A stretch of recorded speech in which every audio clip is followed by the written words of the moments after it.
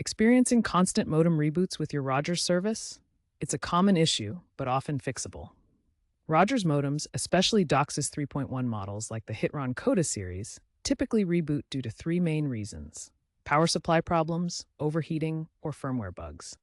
A quick initial check is to ensure your modem is getting adequate ventilation and is not near other heat-emitting devices.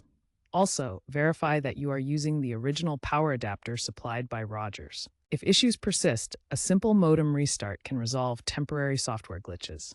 For a more in-depth solution, let's explore each cause and its fixes.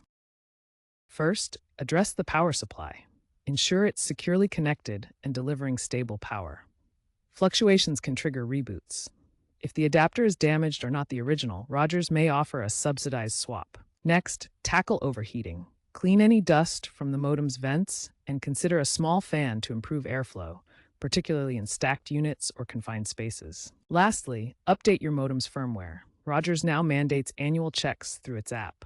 Outdated firmware can cause kernel panics and force reboots. If problems continue, contact Rogers support, as it might indicate deeper hardware issues or the need for a modem replacement, especially for units manufactured before 2023 due to potential capacitor failures. Often, these steps can reduce reboot incidents by 60 to 70%.